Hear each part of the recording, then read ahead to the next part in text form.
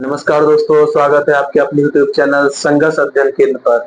हम लोग तैयारी कर रहे थे आगामी परीक्षाओं की, जिसमें हम लोग पिछली क्लास में हम लोग पढ़ रहे थे भौतिक विज्ञान। और भौतिक विज्ञान की पिछली जो लेक्चर था, जो पिछला लेक्चर था, वो प्रकाश के परावर्तन पर आधारित था। परावर्तन से क्या क्या प्रश्न बन सकते हैं, इन सभी बिंदुओं पर हम लोगों ने चर्चा किया था। मित्रों, आज हम बात करेंगे प्रकाश के अपवर्तन पर। प्रकाश का अपवर्तन क्या होता है, आज इस पर हम लोग चर्चा करने वाले हैं। हमारा आज का नया टॉपिक है प्रकाश का अपवर्तन। क्या बोला जाता है इसे? द रिफ्रैक्शन ऑफ लाइट कहा जाता। मित्रों, ये बात आपको याद रखना, द रिफ्रैक्शन ऑफ लाइट कहा जाता।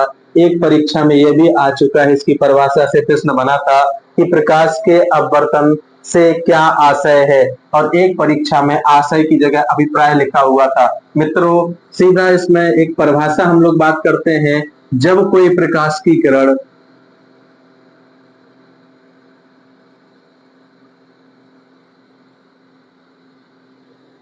जब कोई प्रकाश की किरण एक माध्यम से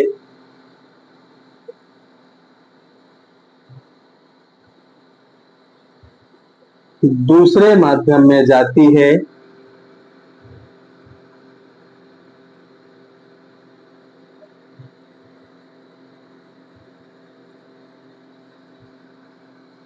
तो अपने मार्ग से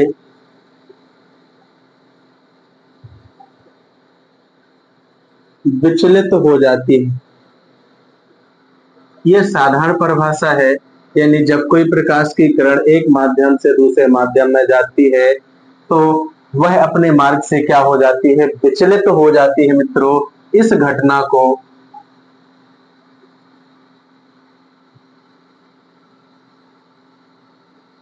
प्रकाश का अपवर्तन कहते हैं।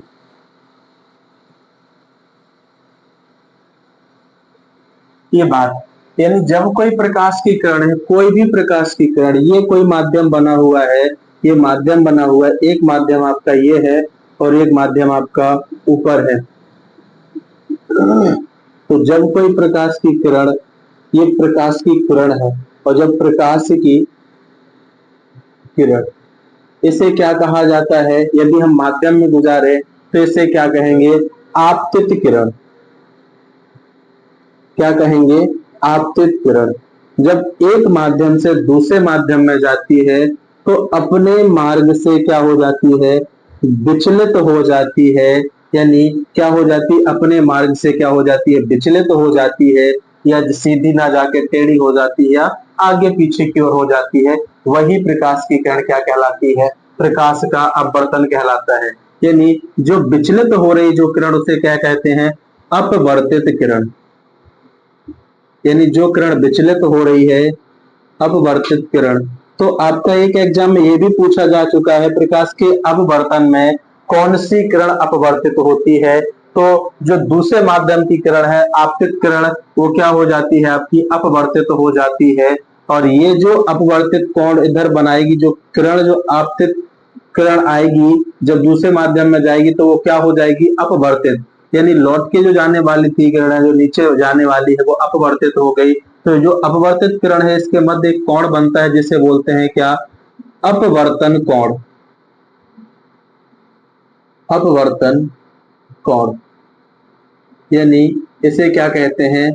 रिफ्लेक्टिव एंगल जो रहता है, रिफ्लेक्सिव एंगल जो रहता है, वो अपवर्तन कोण होता है। और आपतित कोण कौन से कोण का निर्माण करेगी? ये आपतन कोण का निर्माण करेगी, इंसिडेंट एंगल का ये निर्माण करती है। तो ये बात आपको याद रखना। और ये क्या है आपका? अभिलंब। ये बात आपको याद रखना है। पहला प्रश्न क्या बना कि जब कोई प्रकाश की किरण एक माध्यम से दूसरे माध्यम में जाती है, तो अपने मार्ग से विचलित हो जाती है। इस घटना को प्रकाश का अपवर्तन कहा जाता है। यदि दूसरी परिभाषा में आपको बोलूं कि यदि जब कोई प्रकाश की किरण, जब कोई प्रकाश की किरण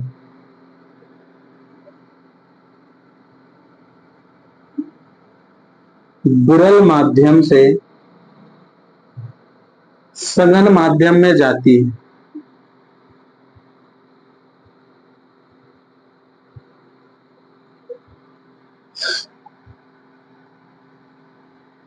सघन माध्यम में जाती है तो अवलंब की ओर झुक जाती है। अवलंब की ओर झुक जाती, यानी जब कोई प्रकाश की किरण कहाँ जा रही है, विरल माध्यम से सघन माध्यम में जाती है, तो क्या हो जाता है, अवलंब की ओर झुक जाती है। और इस घटना को क्या कहते हैं, प्रकाश का अपवर्तन कहते हैं। यानी जब कोई प्रकाश की किरण, आप लोगों ने देखा एक परिभाषा तो आपको ये मिल गई, दूसरी परिभाषा ये मिल गई, यानी जब कोई प्रकाश की किरण कहां से जा रही है, विरल माध्यम से सघन माध्यम में प्रवेश करती,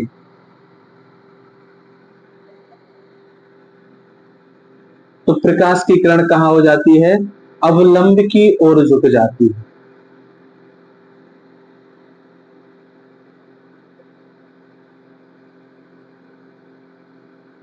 और यही क्या कहलाता है, प्रकाश का अपवर्तन कहलाता। यानी जब कोई प्रकाश की किरण विरल माध्यम से सघन माध्यम में जाएगी, तो इस स्थिति में प्रकाश की स्थिति, यानी प्रकाश का जो वेग है वो क्या हो जाएगा, कम हो जाएगा, या प्रकाश की जो चाल है वो क्या हो जाएगी, प्रकाश की चाल क्या हो जाएगी, स्पीड कम हो जाएगी। स्पीड कम है क्यों, क्योंकि इधर माध्यम सघन है, इधर सघन माध्यम में कण क्या है, पास पास है, कण जो है वो क्या है, पास पास स्थित है। इस वजह से प्रकाश की स्थिति क्या रहती है, इसकी पोजीशन कम होती है। और यदि इसमें क्या हो, कण जो विरल माध्यम रहते हैं, इसमें कण क्या होते हैं, दूर दूर स्थित होते हैं। इस वजह से इधर प्रकाश की स्थिति क्या होती है, स्पीड ज्यादा होती है। तो यदि आपसे पूछ ले कि जब कोई प्रकाश की किरण विरल माध्यम से सघन माध्यम में जाती है तो क्या होता है, ये प्रकाश की किरण अवलंब की ओर झुक जाती है। या मित्रों, CGSI में ये पूछा जा चुका है कि जब कोई प्रकाश की किरण विरल माध्यम से सघन माध्यम में जाती है तो प्रकाश के वेग पर क्या प्रभाव पड़ता है, तो प्रकाश का वेग में क्या हो जाती है, प्रकाश की चाल क्या हो जाती है, कम हो जाती है, वेग क्या हो जाता है, कम हो जाता है। तो दो परिभाषाएं आपको मिली है।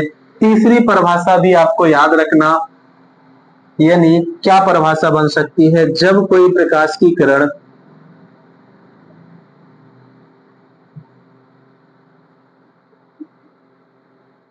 सघन माध्यम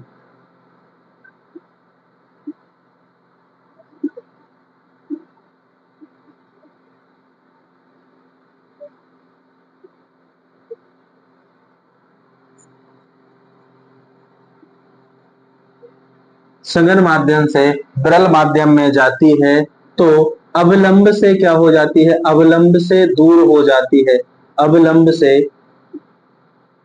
दूर हो जाती है। तो इस घटना को क्या कहते हैं, इस घटना को भी प्रकाश का अपवर्तन कहते हैं। यानी दूसरा केस हमारा क्या है कि अब प्रकाश की किरण कहां से जा रही है, सघन माध्यम से प्रकाश की किरण जाएगी कहां पे, विरल माध्यम में। मित्रों, ये बात आपको याद बहुत अच्छे तरीके से रखना। तो क्या हो जाएगी, प्रकाश की किरण जो है वो अवलंब से क्या हो जाएगी, अवलंब से दूर हो जाती। यानी जब प्रकाश की किरण क्या हो, विरल माध्यम से सघन माध्यम में हो जाती है तो अवलंब की ओर झुक जाती है। और जब प्रकाश की किरण सघन माध्यम से विरल माध्यम में जाती है तो अवलंब से दूर हो जाती है। और इस स्थिति में प्रकाश का वेग क्या हो जाता है, प्रकाश का वेग क्या हो जाता है, बढ़ जाता है। यानी प्रकाश की चाल में क्या हो जाती है, जो प्रकाश की चाल है, तो प्रकाश की चाल में क्या हो जाती है, प्रकाश की चाल में वृद्धि हो जाती है। यानी अब क्या हो रहा है, प्रकाश की किरण को, जो सघन माध्यम था इसमें कण कितने हैं, पास पास हैं, इस वजह से प्रकाश चल नहीं पाता ज्यादा तेजी से। और जहां आपको जैसे ही प्रकाश को कण क्या मिले, दूर दूर मिले, तो क्या हो जाएगा, प्रकाश ज्यादा तेजी से चल जाता है। यही कारण है कि जब कोई प्रकाश की किरण सघन माध्यम से विरल माध्यम में जाती है तो वो कहाँ चली जाती है, तो अवलंब से दूर हट जाती है और प्रकाश का वेग इस स्थिति में क्या होता है, बढ़ जाता है। ये प्रकाश का अपवर्तन की तीसरी परिभाषा मिली। यानी जब हमारा प्रकाश का अपवर्तन होता है तो एक बात याद रखना, प्रकाश के अपवर्तन के दौरान क्या प्रभाव पड़ता है, किस पे क्या प्रभाव पड़ता है, अपवर्तन के दौरान क्या स्थिति रहती है। तो जो आवृत्ति होती है प्रकाश के अपवर्तन के दौरान, आवृत्ति में कोई परिवर्तन नहीं होता है। यानी आवृत्ति प्रकाश के अपवर्तन के दौरान आवृत्ति में कोई परिवर्तन नहीं होता है मित्रों। लेकिन जो आपका प्रकाश का वेग है, प्रकाश का वेग, ये क्या हो जाता है, प्रकाश के वेग में क्या हो जाता है, परिवर्तन हो जाता है। जो तरंग दैर्ध्य होता है, जो तरंग दैर्ध्य होगा वो भी क्या हो जाएगा, इसमें चेंजमेंट हो जाता है। यानी इसमें क्या हो जाएगा, तरंग दैर्ध्य भी क्या हो जाता है, बदल जाता है मित्रों। और यदि आपसे बोले कि जो तीव्रता होती है, तीव्रता भी क्या हो जाता है, प्रकाश के अपवर्तन के दौरान चेंज हो जाती है।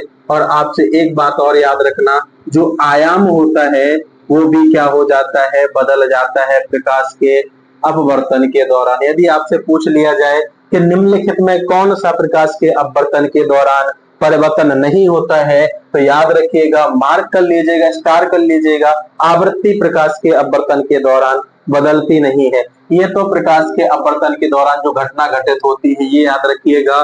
लेकिन आप लोगों से बहुत अच्छा प्रश्न बनता है, कई बार बन जा चुका है, प्रकाश के नियम को लेके,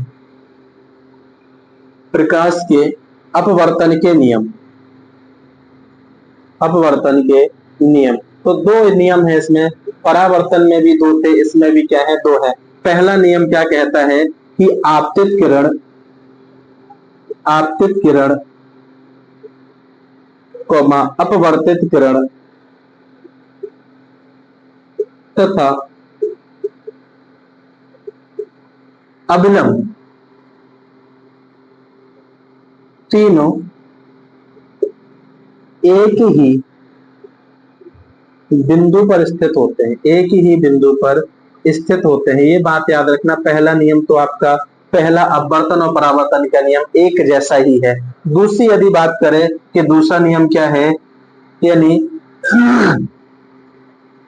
आपतन कोण की ज्या और अपवर्तन कोण की ज्या क्या होगी, बराबर होगी। यानी क्या होगी, अब आपतन कोण और अपवर्तन कोण की ज्या क्या होगी, बराबर होगी। यानी क्या लिख सकते हैं हम लोग मित्रों, यानी ये है आपका क्या, ये क्या होता है, तो यानी साइन आई बराबर क्या होता है, साइन आई इक्वल टू क्या होता है, साइन आर होता है। मित्रों जैसे ही हम इसको प्रतिस्थापित करेंगे तो साइन आई अपॉन क्या हो जाएगा, साइन आर हो जाएगा, साइन आर हो जाएगा, इक्वल टू क्या हो जाएगा, एन। और एन क्या है, एक नियतांक है, एन क्या है, एक नियतांक है। और यही चीज क्या कहलाती है मित्रों, ये स्नेल का नियम कहलाता है, स्नेल का नियम कहलाता है मित्रों। ये बात याद रखना, स्नेल का नियम क्या हो गया, तो sine i upon sine r equal to n. नेतांक की बात करें, ये किसी भी माध्यम का अपवर्तनांक को बताता है। यानी नेतांक की बात करें तो ये जो है नेतांक एक कांस्टेंट है, जो माध्यम के क्या बताता है, अपवर्तनांक को बताता है मित्रों। यानी क्या है, तो जो नियतांक है, ये नियतांक क्या है, ये माध्यम के अपवर्तनांक को बताता है।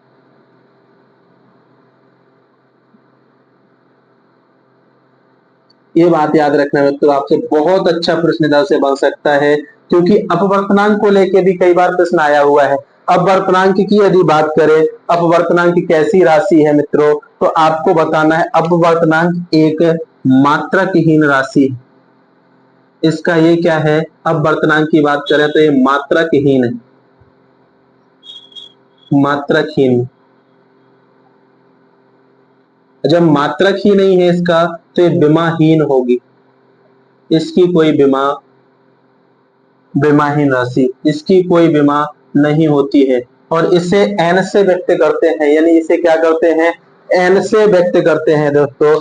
यानी आपसे यदि पूछ लिया जाए कि सबसे ज्यादा अपवर्तनांक किसका होता है, सर्वाधिक सबसे ज्यादा अपवर्तनांक, सबसे ज्यादा अपवर्तनांक, सबसे ज्यादा अपवर्तनांक किस रंग का होता है, तो बैगनी रंग का सबसे ज्यादा अपवर्तनांक होता है। और यदि आपसे पूछ लिया जाए कि सबसे कम अपवर्तनांक किसका होता है, तो लाल रंग का क्या होगा, सबसे कम अपवर्तनांक होगा। मित्रों ये बात भी आपको याद रखना है। ये बातें थी अपवर्तनांक के संबंध में। अपवर्तनांक के संबंध में दो तीन प्रश्न याद और रखना। जैसे मैं पूछ लूं वायु के सापेक्ष, वायु के सापेक्ष जल का अपवर्तनांक, तो इसको कैसे लिख सकते हैं, ये भी आपका सीजीएसआई में पूछा जा चुका है।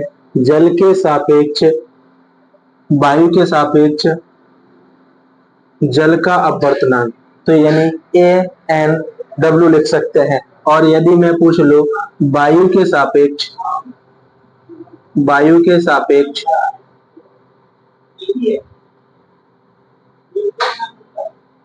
कांच का अपवर्तनांक, तो क्या लिख सकते हैं, ये बात याद रखना। यानी वायु के सापेक्ष क्या है, कांच का अपवर्तनांक है, तो ए अपवर्तनांक क्या हो जाएगा, जी। ये बात याद रखना। थोड़ा सा एक प्रश्न और याद रखना मित्रों, इसमें क्या याद रखना कि जब कोई किरण विरल माध्यम से सघन माध्यम में जाती है तो अपवर्तन कोण क्या होता है, जब कोई प्रकाश की किरण विरल माध्यम से सघन माध्यम में जाती है तो आपका क्या होगा, जो आपका अपवर्तन कोण होगा वो आपतन कोण से क्या होगा, छोटा होगा। ये बात आपको याद रखनी है। इसमें बहुत अच्छे तरीके से पूछा जा चुका है कि जब कोई प्रकाश की किरण विरल माध्यम से सघन माध्यम में जाती है तो अपवर्तन कोण अपवर्तनांक से आपतन कोण से क्या होता है, छोटा होता है। और जब कोई प्रकाश की किरण सघन माध्यम से विरल माध्यम में जाती है तो आपका अपवर्तन कोण आपतन कोण से क्या होता है मित्रों, ये बड़ा होता है। ये बात आपको याद रखनी है। दो पॉइंट इसमें बहुत महत्वपूर्ण है जो अपवर्तनांक के संबंध में है, और वो भी हम लोगों ने सभी चर्चा की कि अपवर्तनांक कैसे लिखा जाता है। एक बात और लिख लीजिएगा, आप लोगों ने यदि कभी सुना होगा तो निरपेक्ष, निरपेक्ष अपवर्तनांक भी आप लोगों ने सुना होगा मित्रों। अपवर्तनांक, तो निरपेक्ष अपवर्तनांक क्या होता है, ये निर्वात में प्रकाश की चाल, निर्वात में प्रकाश की चाल बटे क्या होता है, माध्यम में प्रकाश की चाल, माध्यम में प्रकाश की चाल। ये बात याद रखना। यानी आप इसको कैसे लिख सकते हो, ये बात आपको याद रखना। ये बात आपको कैसे लिख सकते हो, तो म्यू इक्वल टू क्या लिख सकते हो, सी अपॉन वी लिख सकते हो। इस फॉर्मूले को आप याद रखिएगा। ये अपवर्तनांक के संबंध में पूछा जाता है तो क्या हो जाएगा, निरपेक्ष अपवर्तनांक इक्वल टू निर्वात में क्या हो जाएगी, प्रकाश की चाल बटे माध्यम में प्रकाश की चाल। ये बातें थी हमारे प्रकाश के अपवर्तन के संबंध में। हम लोग आगे बातें करते हैं। बात कर रहे थे अपवर्तनांक की, तो अपवर्तनांक के संबंध माध्यम की, तो माध्यम और अपवर्तनांक एक साइड लिखो आप लोग क्या, माध्यम, एक साइड लिखो क्या, अपवर्तनांक। तो इधर से भी एक प्रश्न बनने की संभावना रहती है। जैसे वायु, वायु का अपवर्तनांक कितना होता है, 1.003, यानी सबसे कम अपवर्तनांक किसका होता है, तो वायु का सबसे कम अपवर्तनांक। ये बात आपको याद रखना है, सबसे कम अपवर्तनांक किसका है। और यदि आपसे पूछ लिया जाए जल का अपवर्तनांक, जल का अपवर्तनांक 1.33, यानी जल का अपवर्तनांक कितना होता है, 1.33 होता है। और यदि आपसे पूछ लिया जाए कि बर्फ का अपवर्तनांक कितना होता है, बर्फ का अपवर्तनांक, तो 1.33 3 1 होता है। मित्र ये प्रश्न आपके सीधे एक एक नंबर में पूछे जाते हैं। जो आपका वायु का अपवर्तनांक है वो कितना, 1.0003। ये सबसे कम अपवर्तनांक यदि आपसे पूछ ले तो वायु का ही होता है। जल का अपवर्तनांक कितना होता है, 1.33। बर्फ का अपवर्तनांक कितना होता है, तो 1.31 होता है। और यदि आपसे पूछ ले कि जो क्राउन कांच होता है, क्राउन कांच, एक होता है आपका क्राउन कांच और एक होता है आपका फ्लंट कांच। ये बात भी आपको याद रखना, फ्लंट कांच होता है, एक होता है क्राउन कांच। तो क्राउन कांच की बात करें, इसका अपवर्तनांक कितना होता है, 1.51। यानी क्राउन कांच जो होता है उसका अपवर्तनांक कितना होता है मित्रों, 1.51 होता है। और जो एल्कोहल रहता है आपका, इसका अपवर्तनांक यदि पूछ ले, एल्कोहल, एल्कोहल का अपवर्तनांक कितना होता है मित्रों, तो ये बात आपको याद रखना है। ये कितना होता है, तो 1.36 होता है। ये बात आप याद रखना कि एल्कोहल का अपवर्तनांक कितना होता है, 1.36 होता है मित्रों। ये अपवर्तनांक को लेकर प्रश्न बनते हैं। यदि आपसे पूछ ले कि कैरोसिन, कैरोसिन का भी आप अपवर्तनांक बता सकते हैं। तो यदि किसी को कैरोसिन का अपवर्तनांक पता है तो मित्रों कमेंट कीजिएगा। यदि आपसे पूछ लिया जाए कि कैरोसिन, केरोसिन जो होता है उसका अपवर्तनांक यदि पूछ ले तो कितना होता है, 1.44। जो हीरा होता है, हीरे का अपवर्तनांक कितना होता है, तो 2.24। यानी सबसे ज्यादा अपवर्तनांक किसका होता है, सबसे ज्यादा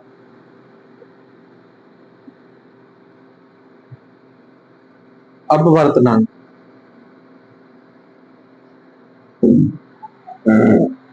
किसका होता है, तो हीरे का सबसे ज्यादा क्या होगा, अपवर्तनांक होगा। मित्रों एक बात आपको याद रखना है कि जिस चीज का, जिस माध्यम का अपवर्तनांक ज्यादा होगा, उधर प्रकाश की चाल क्या होगी, प्रकाश की चाल क्या होगी, प्रकाश की चाल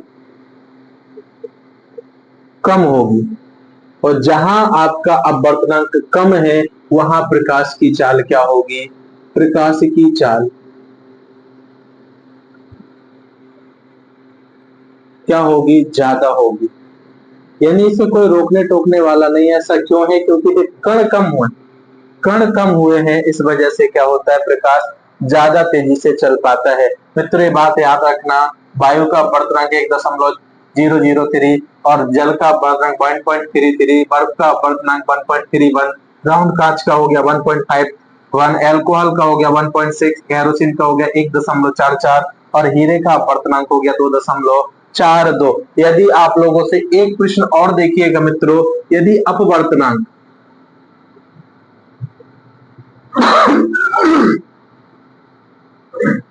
अपवर्तनांक में यदि वृद्धि कर दी जाए तो तरंगदैर्घ्य पे क्या होता है, क्या असर पड़ता है। जो तरंगदैर्घ्य होता है मित्रों, यानी अपवर्तनांक को क्या कर दिया जाए, बढ़ा दिया जाए, तो तरंगदैर्घ्य क्या हो जाता है, कम हो जाता है। और यदि क्या कर दिया जाए, अपवर्तनांक को कम कर दे तो तरंगदैर्घ्य क्या हो जाता है मित्रों, वृद्धि हो जाती है। यदि अपवर्तनांक में क्या कर दिया जाए, वृद्धि, तो तरंगदैर्घ्य क्या हो जाता है, कमी हो जाती है।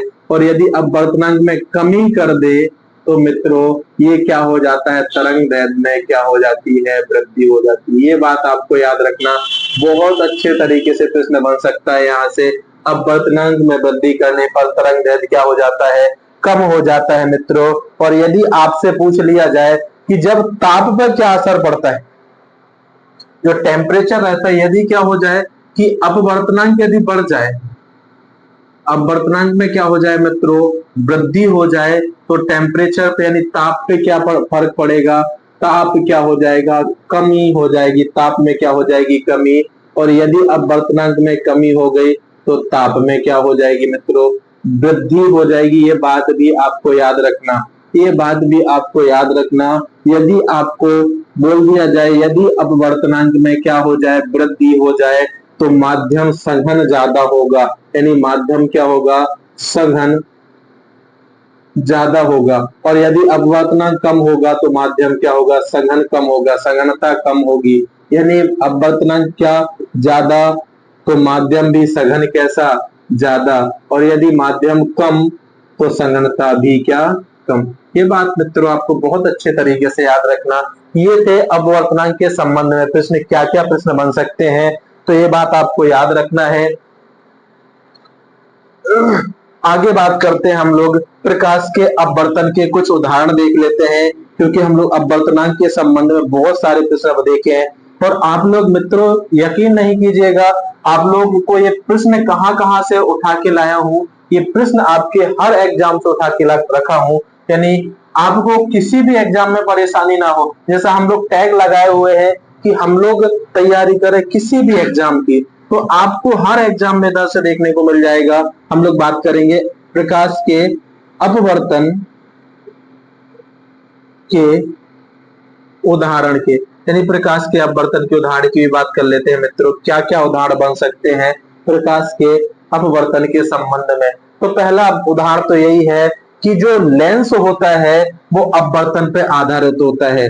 लेंस की जो घटना है, लेंस यानी जो पारदर्शी होते हैं वो क्या होते हैं, अपवर्तन पर आधारित होते हैं मित्रों। ये बात याद रखना। जल में डूबी हुई छड़ का टेढ़ा दिखाई देना, ये अपवर्तन पर आधारित घटना है। कौन सा? तो जल में डूबी हुई छड़ का क्या, डूबी हुई छड़ का टेढ़ा दिखाई देना। जल में, जल की तली में, जल की तली में तैरती हुई मछली का ऊपर दिखाई देना, या दूसरा उदाहरण देख लीजिएगा, सूर्योदय के पूर्व, सूर्योदय के पूर्व और सूर्यास्त के बाद सूर्य का दिखाई देना, ये भी प्रकाश के अपवर्तन पर आधारित है। मित्रों आपसे सीधा सीधे प्रश्न पूछता है, उदाहरण दे देता है और पूछ लेता है कि निम्नलिखित में से कौन सी घटना प्रकाश के अपवर्तन पर आधारित है। यदि आपसे बोल दे कि सूर्योदय के समय, सूर्योदय के समय और सूर्यास्त के बाद या सूर्यास्त के समय, सूर्यास्त के समय सूर्य का दीर्घ वृत्ताकार दिखाई देना, दीर्घ वृत्ताकार दिखाई देना, ये भी घटना किस पर आधारित है? तो ये भी घटना आपके प्रकाश के अपवर्तन पर आधारित है। और यदि आपसे पूछ लिया जाए कि जो तारों का टिमटिमाना होता है मित्रों, ये तारों का टिमटिमाना भी क्या है, प्रकाश के अपवर्तन पर आधारित है। तारों का टिमटिमाना, तारों का टिमटिमाना, और बहुत महत्वपूर्ण है ये तारों का टिमटिमाना। तारों के टिमटिमाने से कई बार प्रश्न आ चुका है कि तारों का टिमटिमाने की घटना किस पर आधारित है, तो ये प्रकाश के अपवर्तन पर आधारित है। लेंस जो कार्य करता है प्रकाश के अपवर्तन पे कार्य करता है। ये भी आपका प्रश्न रीट में पूछा जा चुका है कि सूर्यास्त के समय और सूर्यास्त के बाद, सूर्योदय के समय और सूर्यास्त के समय जो सूर्य का दीर्घ वृत्ताकार दिखाई देना वो किस पर आधारित है, तो प्रकाश के अपवर्तन पर आधारित घटना है। ये मित्रों घटना है आपकी प्रकाश के अपवर्तन में। हम लोग अगली डेफिनेशन पढ़ते हैं, क्रांतिक कोण, यानी प्रकाश के अपवर्तन के बाद अगली डेफिनेशन है हम लोग की क्रांतिक कोण। क्रांतिक कोण, क्रिटिकल एंगल, जैसे हम लोग बोलते हैं क्रिटिकल एंगल। क्रिटिकल एंगल क्या होता है? तो याद रखिएगा मित्रों, ये जब कोई प्रकाश की किरण एक माध्यम से दूसरे माध्यम में जाती है तो आपतन कोण का मान हम धीरे धीरे बढ़ाते हैं, तो एक स्थिति ऐसी आ जाती है कि जब अपवर्तन कोण का मान कितना हो जाता है, 90 डिग्री हो जाता है। और यही क्या घटना कहलाती है, प्रकाश के क्रांतिक कोण की घटना कहलाती है। जब आपतन कोण का मान धीरे धीरे बढ़ाया जाता है तो एक स्थिति ऐसी आती है कि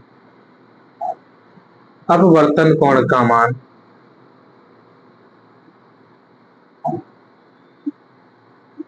कितना हो जाता है, 90 डिग्री हो जाता है। कि जब धीरे धीरे आपतन कोण का मान क्या हो जाए, धीरे धीरे बढ़ाएं तो क्या हो जाएगा, एक स्थिति ऐसी आती है कि अपवर्तन कोण कितना हो जाता है, 90 डिग्री हो जाता है।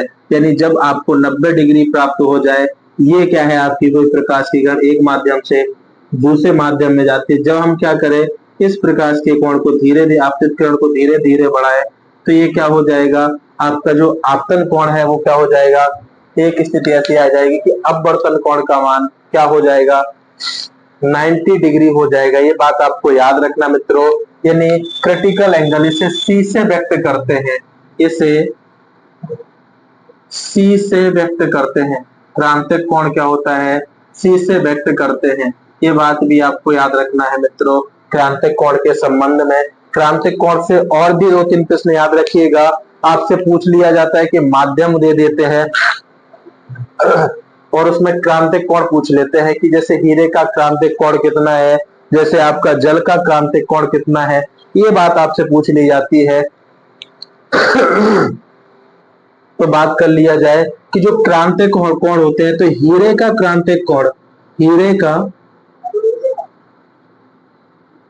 क्रांतिक कोण यदि आपसे पूछ ले तो हीरे का क्रांतिक कोण होता है 24.4 डिग्री। यानी हीरे का क्रांतिक कोण कितना होता है, 24.4 डिग्री। और यदि आपसे पूछ ले कि जो कांच होता है, कांच का क्रांतिक कोण, कांच का यदि क्रांतिक कोण पूछा जाए तो कितना होगा, ये 41 दशमलव कितना होता है मित्रों, ये 41.1 होता है। कितना होता है, 41.1 होता है। कितना होता है, 41.1 डिग्री होता है। ये बात भी आपको याद रखना। और यदि आपसे पूछ लिया जाए कि जल का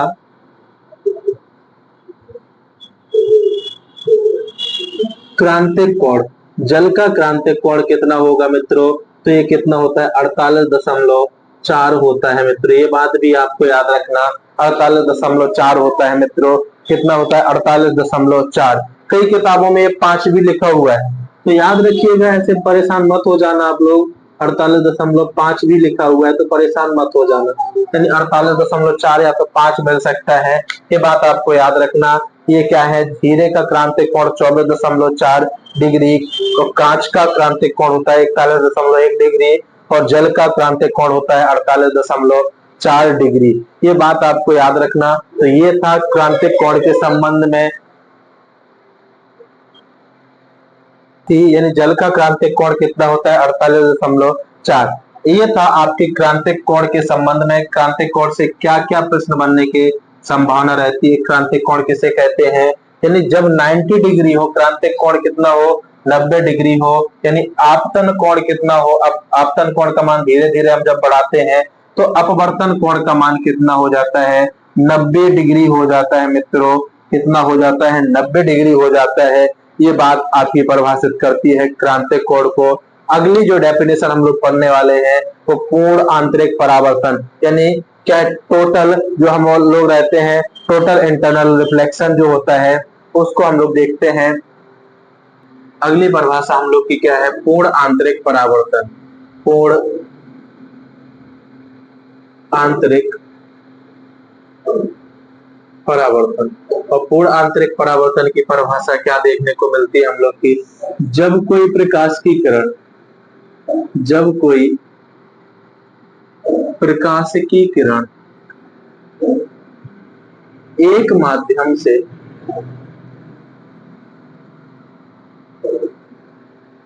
दूसरे माध्यम में जाती है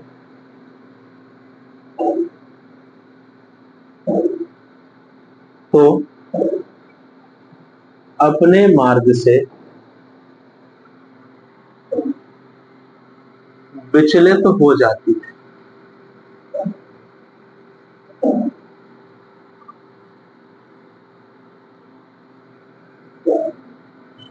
जब आपतन कोण का मान धीरे धीरे बढ़ाते हैं तो अपवर्तन कोण का मान 90 डिग्री से अधिक हो जाता है। तो इससे प्रकाश की किरण उसी माध्यम में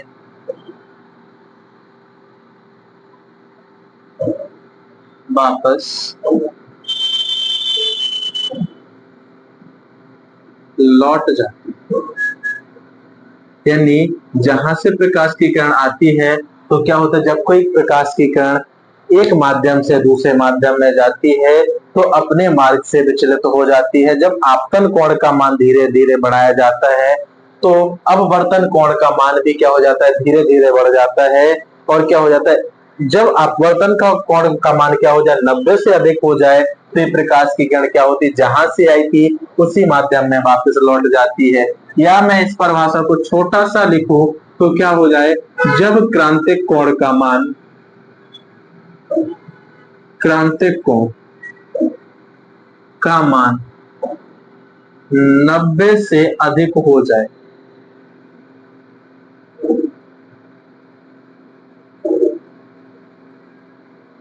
जब क्रांतिक कोण का मान क्या हो जाए, 90 से अधिक हो जाए तो प्रकाश की किरण क्या हो जाती है, उसी माध्यम में वापस लौट जाती है।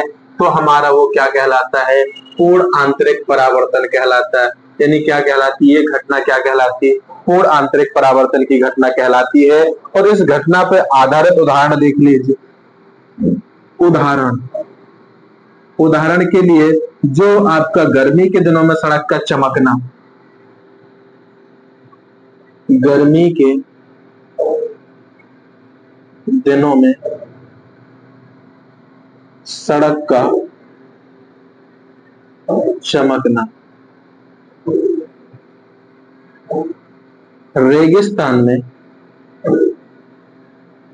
मृग मारीच का होना, यानी जो बालू चमकने लगती है, मारीच का होना। राजस्थान में क्या होना, मृग मारीच का होना।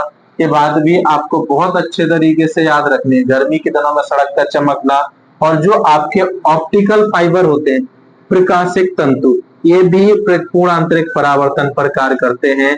पूर्ण आंतरिक परावर्तन यानी ऑप्टिकल जो फाइबर,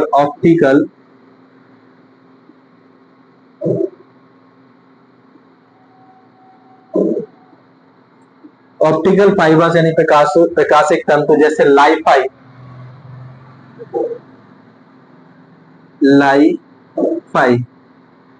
ये प्रकाशिक तंतु है एक प्रकार का। ये किस पर आधारित है, तो पूर्ण आंतरिक के परावर्तन पर आधारित है। पूर्ण आंतरिक परावर्तन की घटना पर आधारित है मित्रों, ये बात भी आपको याद रखना।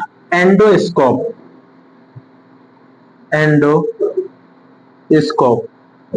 ये भी क्या है, किस घटना पर आधारित है मित्रों, ये पूर्ण आंतरिक परावर्तन की घटना पर आधारित है। इनमें से आपको प्रकाशिक तंतु याद रखना, बहुत पूछा जाता पेपर में। जो आपका एंडोस्कोप है, रेगिस्तान में मृग मारीच का होना, ये 3 प्रश्न आपके लगातार पेपरों में देखने को मिलते हैं। तो ये पूर्ण आंतरिक परावर्तन के संबंध में हम लोगों ने चर्चाएं की। हम लोगों ने प्रकाश के अपवर्तन पर चर्चा की, क्रांतिक कोण पर चर्चा की, जो अपवर्तनांक है, इन सभी बिंदुओं पर हम लोगों ने चर्चा की। आप लोगों के लिए ये बहुत ही महत्वपूर्ण कंटेंट आप लोगों के सामने रखा। मित्रों, आप लोगों को यदि कंटेंट अच्छा लग रहा है तो वीडियो को लाइक करें, शेयर करें, ज्यादा से ज्यादा लोगों के बीच में पहुंचाएं। मिलते हैं हम लोग अपने प्रकाश के अपवर्तन के बाद या पूर्ण आंतरिक परावर्तन के बाद जो हम लोगों की क्लास होने वाली है, विवर्तन के संबंध में, प्रकीर्णन के संबंध में क्लास लेने वाले हैं। तो मिलते हैं हम लोग अगले क्लास में। सभी को नमस्कार, सभी को थैंक यू।